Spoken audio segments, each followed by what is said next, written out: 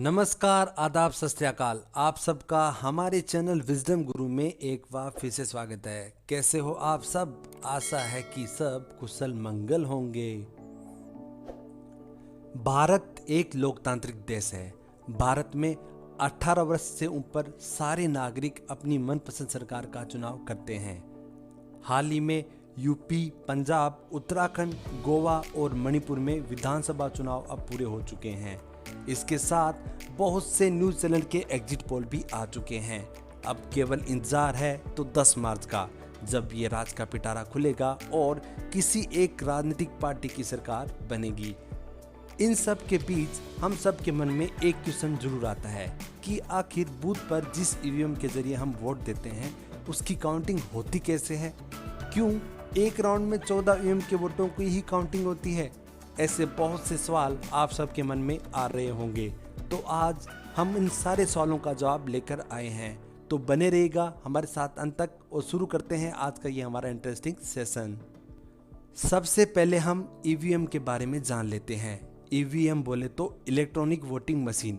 ये मशीन भारत की bell company के द्वारा डिजाइन की गई है। इस मशीन में इलेक्ट्रॉनिक सोर्सेज को यूज करते हुए वोट डालने या वोटों की गिनती करने का काम कर सकते हैं।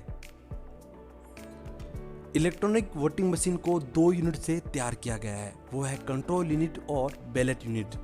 ईवीएम की कंट्रोल यूनिट जो इलेक्शन ऑफिसर होता है उसके पास होती है, वो इसके थ्रू आपकी आइडेंटिटी को फाइनलाइज करता है। वहीं बैलेट यूनिट को एक वोटिंग कंपार्टमेंट में रखा जाता है, जहां वोटर अपना पसंदीदा कैंडिडेट को वोट डाल के उसमें वोट डालता है। भारत में ईवीएम का पहली बार इस्तेमाल सन 1982 के केरल इलेक्शन में हुआ था, लेकिन ईवीएम पर आम सहमति सन 1998 में बनी। उसके बाद प्रयोग के तौर पर मध्य प्रदेश, राजस्थान और दिल्ली की 25 विधानसभा सीट पर ईवीएम से चुनाव कराए गए। आपको ये जानकर बड़ा सरप्राइज होगा कि एक ईवीएम मशीन से अधिकतम 3840 वोट ही दर्ज कर सकते हैं। बात करें सिक्योरिटी की, तो सिक्योरिटी के हिसाब से भी ईवीएम काफी सेफ है, क्योंकि ईवीएम एक स्टैंड अलोन मशीन है। आजकल चुनावों में VVPAT voter verified paper audit trail को भी मतदान केंद्र पर ईवीएम के साथ जोड़कर रखा जाता है। इलेक्शन में ट्रांसपेरेंसी बनी रहे, मतलब किसी को ये शक ना हो कि किसी प्रकार की धांधलीबाजी हो रही है।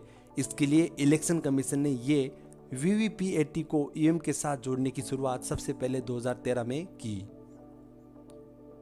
बात करें वीवीपीएटी की, तो ये कांच के शीशे से पूरी तरह से ढका होता है। ग्लास ट्रांसपेरेंट होता है। जब वोटर अपना वोट डालते हैं तब इससे एक पर्ची निकलती है जो सिर्फ 7 सेकंड तक आपको दिखाई देती है।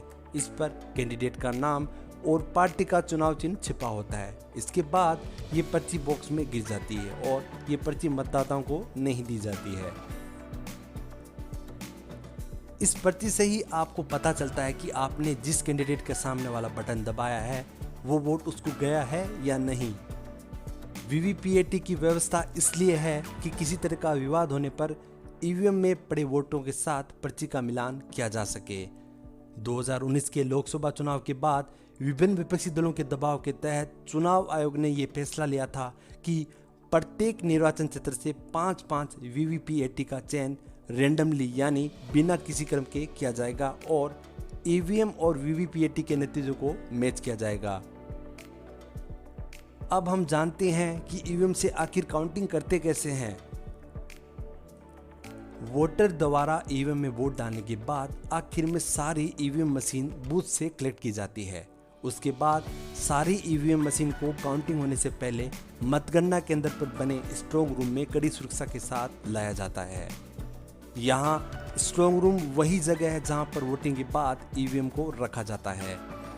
सुरक्षा के हिसाब से मतगणना स्थल पर रिटर्निंग ऑफिसर के अलावा candidate, election agent, counting agent समेत अन्य अधिकारी रहते हैं। साथ में कैमरे से पूरी प्रोसेस की वीडियो रिकॉर्डिंग भी होती है। सामान्यतः काउंटिंग हॉल में मोबाइल पर बैन होता है। पूरी काउंटिंग राउंड्स यानी चरणों में होती है और हर राउंड में 14 ईवीएम खोली जाती है। आमतौर पर एक बूथ पर एक ही ईवीएम होती है। हर बूथ को करीब 1200 वोटरों के लिए बनाया जाता है। सामान्यतः चुनाव में 60 से 70% लोग ही वोटिंग करते हैं उस हिसाब से हर बूथ पर 750 से लेकर 850 के बीच ही वोट पड़ते हैं। इस हिसाब से हर राउंड में करीब 10,000 से लेकर 12,000 वोटों की गिनती होती है। वोट की इस संख्या को सुविधाजनक मानते हुए चुनाव आयोग ने हर राउंड में 14 ईवीएम के वोट गिनने की पॉलिसी बनाई है। यही वो वजह है कि काउंटिंग हॉल में एक बाड़ेबंदी के भीतर 14 टेबल लगे होते हैं और हर टेबल पर एक ईवीएम के वोट गिने जाते हैं। इस बाड़बंदी में एक तरफ ब्लैक बोर्ड होता है जहां पर हर राउंड की गिनती के बाद सभी प्रत्याशियों को मिले वोटों को इसी ब्लैक बोर्ड पर लिखा जाता है। एक बूथ की ईवीएम मशीन को एक टेबल पर रखा जाता है। किस टेबल पर किस बूथ की मशीन रखी जाएगी, इसके लिए चुनाव की गणना होने से पहले ही चार्ट प्रिपेयर कर लिया जाता है। सामान्यतः 8 बजे से मतगणना शुरू होती है। पहले पोस्टल बैलेट की गिनती की जाती है और उसके बाद ईवीएम की गिनती होती है। ईवीएम मशीन में मौजूद रिजल्ट 1 बटन को दबाया जाता है, जिसके बाद पता चलता है कि किस कैंडिडेट को कितने वोट मिले।